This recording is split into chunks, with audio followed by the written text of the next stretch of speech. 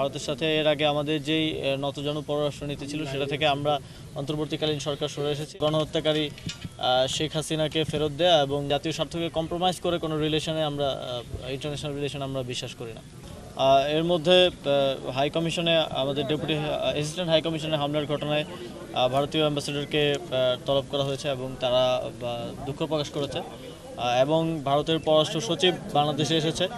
আমাদের মাননীয় প্রধান উপদেষ্টা সহকারে আরও কনসার্ন যারা আছেন তাদের সাথে বৈঠক হয়েছে এবং সেখানে ভারতের পক্ষ থেকে রাষ্ট্রীয়ভাবে আমাদের সাথে সম্পর্ক উন্নয়নের জন্য তারা জোর দিয়েছেন। তবে আমাদের দিক থেকে যেটা বলা হয়েছে সেটা হচ্ছে আমাদের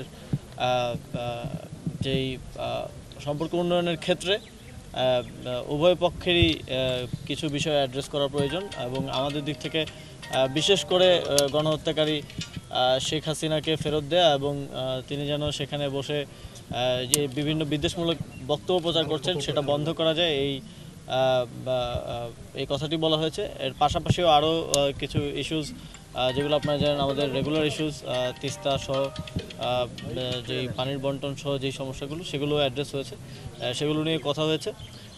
তবে আমরা যেটা প্রথম থেকে বলে আসছি যে ভারতের সাথে এর আগে আমাদের যেই নতজানু পররাষ্ট্রনীতি ছিল সেটা থেকে আমরা অন্তর্বর্তীকালীন সরকার সরে এসেছি এবং আমাদের পরবর্তী সম্পর্কটা চলমান থাকবে আমাদের ন্যাশনাল ইন্টারেস্ট অর্থাৎ জাতীয় স্বার্থকে সামনে রেখেই। জাতীয় স্বার্থকে কম্প্রোমাইজ করে কোনো রিলেশনে আমরা ইন্টারন্যাশনাল রিলেশন আমরা বিশ্বাস করি না।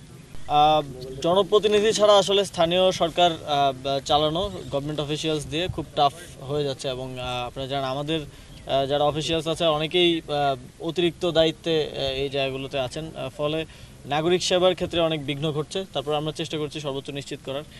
সেজন্য আমার তো চাওয়া এটাই থাকবে এবং অলরেডি স্থানীয় সরকার সংস্কার কমিশনের যিনি প্রধান তিনিও বলেছেন যে স্থানীয় সরকার নির্বাচনটা প্রয়োজন। তবে নির্বাচন কমিশনেরও প্রস্তুতির বিষয় আছে। সব কিছু মিলে এটা একটা যেহেতু একটা রাষ্ট্রীয় ডিসিশন, আমি সর্বোচ্চ পর্যায়ে এটা নিয়ে কথা বলবো। ইলেকশন কমিশন মোটামুটি ভোটার হালনাগাদ সহকারে যেই বেসিক জিনিসগুলো সেগুলো শেষ করলে আমরা হয়তো একটা স্থানীয় সরকার নির্বাচনের কথা ভাবতে পারি। ইতিমধ্যে কথা হচ্ছে আপনারা জানেন এটা একটা অনেক বড় ডিসিশন।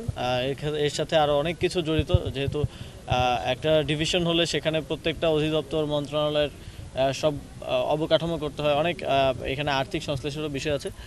তো এখানে অনেক স্টেক হোল্ডার্স আছে এই ডিসিশনটা নেওয়ার ক্ষেত্রে। তবে আমি আশাবাদী যে খুব দ্রুত সময়ের মধ্যে এই বিষয়ে আমরা একটা সিদ্ধান্তে আসতে পারবো। Thank you.